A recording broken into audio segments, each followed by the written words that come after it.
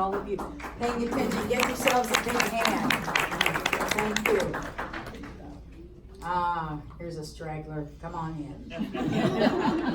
And get that lemonade. Water.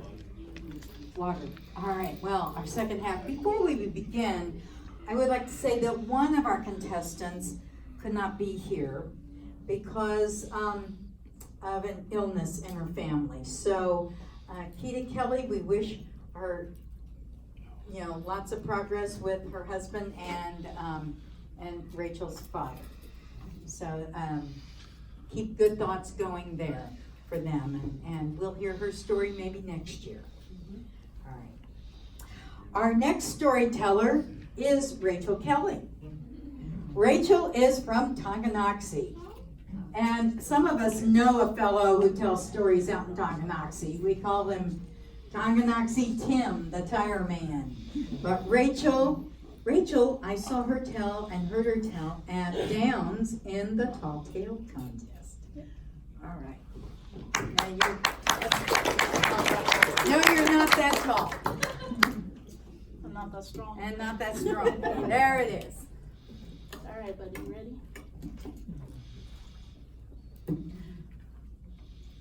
Go on a canoe trip, they said. It'll be relaxing. It's just what you need. I got that call about a week ago. My mom called me up and she said, Rachel, we're going on a canoe trip. You, your sister, your dad, and I are all going to go canoeing down the Niangua River. When she said that, I thought, well, I've never been canoeing down a river before, and thoughts of drowning, snakes, and sunburns flashed across my eyes. But she talked me into it. So I loaded up my gear, my fishing pole, my life jacket, and my clothes for the weekend, and we headed off. When we got to the canoe site, we were getting our canoes in the water. The guide let us know that there would be different fishing banks along the way, picnic beaches and whatnot, for us to stop and pull off.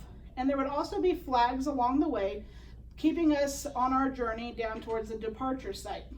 And we wanted to make sure that we stayed within those flags, because if we had veered off and took the wrong fork in the river, we would surely go over the dam. Go on a canoe trip, they said. It'll be relaxing. It's just what you need. So we got our canoes in the water, and as you can see, I'm not the smallest of people. Getting in that canoe was no easy task. I put my right foot in, and before you know it, I toppled over backwards, landing flat on my back in the middle of the river. After the third try, I made it in safely. So here we were, going down the river, and we found our first fishing spot. And we pulled over to the side, and I casted in my line, and my dad casted in his line. And before you know it, I looked over at my dad, and he's catching rainbow trout after rainbow trout. He's always said it's his lucky fishing pool. But I knew I was going to catch something, so I casted in my line, and I was reeling and pulling and reeling. And I caught a twig. I cast it again, and I was reeling and pulling, and I caught some trash off the bottom of the river. Everything but a fish. And as I was looking over at my dad and grumbling, he said, okay, let's go downriver a little further and see if we can't find a spot where you can catch a fish as well. Go on a canoe trip, they said. It'll be relaxing. It's just what you need. So as we're going downriver a little further, we started, the water got a little bit faster, and we were starting to hit the rapids. But then the rapids got a little bit bigger. And I got a little bit more scared. And these weren't just, these weren't the gentle rapids, these were huge rapids, and I was an inexperienced canoeer and afraid of drowning.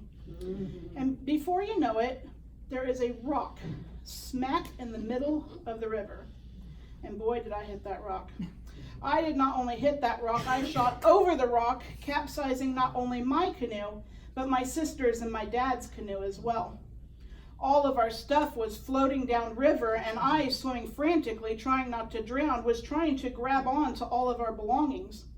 And I managed to grab onto my dad's lucky fishing pole. I wasn't quite sure what I was going to do with the fishing pole and how that was going to get me back to the beach.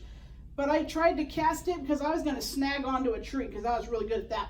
So I cast it as hard as I could, and I landed right on the beach, right on top of an umbrella of fellow picnickers. So as I reeled in, I managed to bring in their umbrella, and now I had a fishing pole in my right hand, an umbrella in my left hand, and I was still frantically floating downstream. I didn't know what I was going to do, but I had to keep trying, so I cast again. This time I landed right in the fisherman's boat. But I didn't just land in his boat, I landed right on the tab of his can of beer. And as I reeled and pulled, right out of the ice cold cooler, I reeled myself in a nice cold beer. Now I had a fishing pole in my right hand, an umbrella in my left hand, and an ice cold can of beer tucked under my armpit. This was not working. I knew at that moment I didn't need something, I needed someone. And right about that minute, I realized just as we were leaving that unlucky fishing spot, it couldn't have been about a mile upstream, there was a whole bunch of gorgeous 35-year-old men pulling in, getting ready to cast out their lines. And I thought, So I took my line and I tossed it as hard and as far as I could upstream. And I started reeling and pulling and tugging. This was not a tree limb. And I'm pulling, and before you know it, I had a gorgeous 35-year-old man right there in front of me.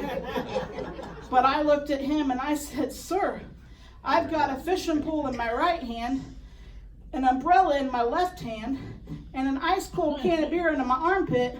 There is no way I can hold on to you." And he looked at me and he said, "Don't worry, sweetie, I'll hold on to you." And about that moment, we both looked up, and right at the crest, we had taken the wrong fork in the middle of the river, and we were headed straight towards the dam. Well, I knew we were going, so I tossed the fishing pole. I popped open the umbrella. Me in the arms of a gorgeous 35-year-old man, cracked open my ice cold beer, took a swig, and floated down peacefully.